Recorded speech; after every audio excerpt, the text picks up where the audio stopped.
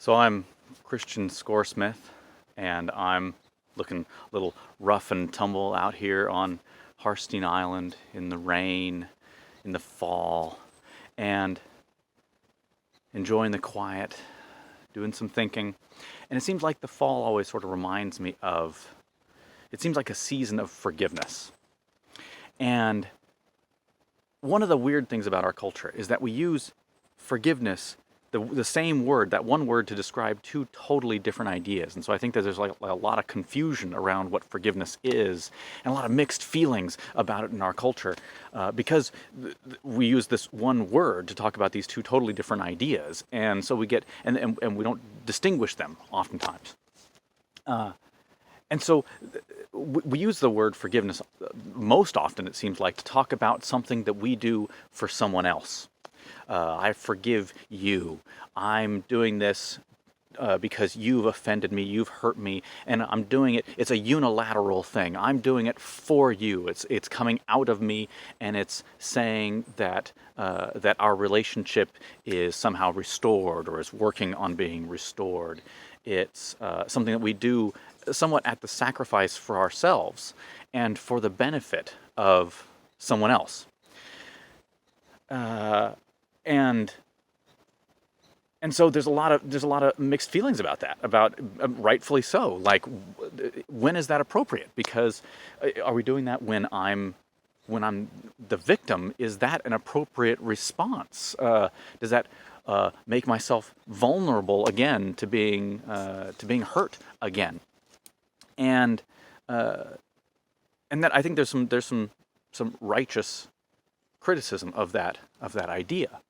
But the thing is, there's also this other idea that we use the same word, forgiveness, not that we do for absolutely anybody else, but it's actually something we do for ourselves, where we let go of the previous injuries. We let go of the hurt. We let go of that energy. We let go of the injury.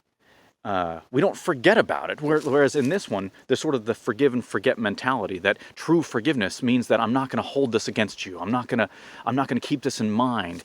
And so I have to set it outside of myself and really sort of be vulnerable to being hurt in the same way again. Whereas this other kind of forgiveness, this other sense of the word, is where you retain the information, you retain the memory, the experience, but you don't retain the hurt, so it doesn't go on hurting you.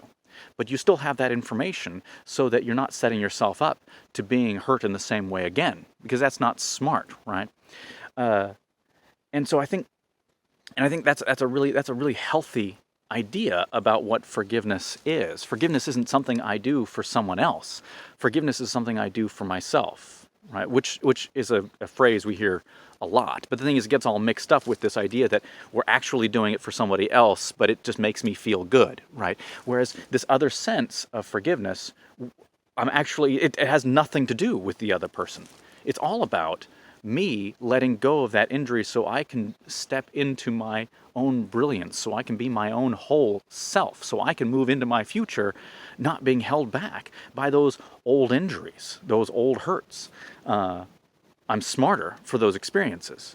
And my forgiveness doesn't mean that those things didn't hurt, or that they weren't bad, or that I approve of them, or that they weren't so bad, right? I can totally acknowledge that those things, those hurtful things, were genuinely painful, but I can let go of that hurt and move forward with just the experience and just the knowledge, because the forgiveness lets go of that hurt inside of me.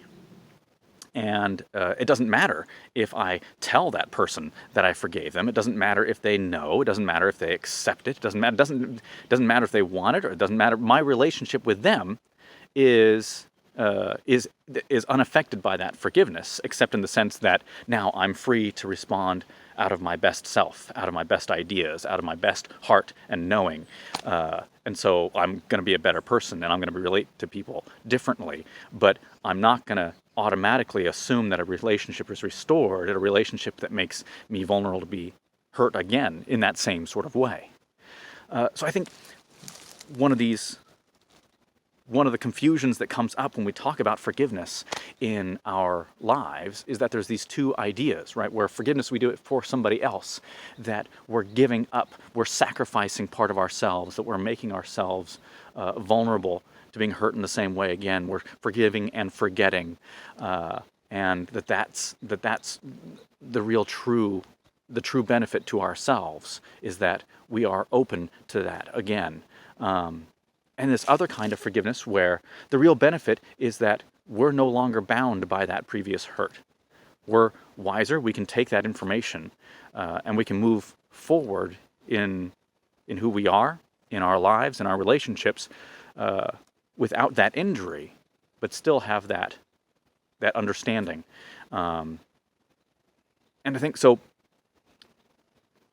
One of the ways that this comes out in my life and my work is actually through the work I do in hypnosis, where we're actually spending that time to walk through and really explore, not just on a conscious and an intellectual level, but on a deep subconscious soul heart level, right? Where we really explore what those dynamics are. And it's not just about saying the words. It's not just about intellectual understanding, but it's about really grasping those truths and the difference and the dynamics there of those two different kinds of forgiveness.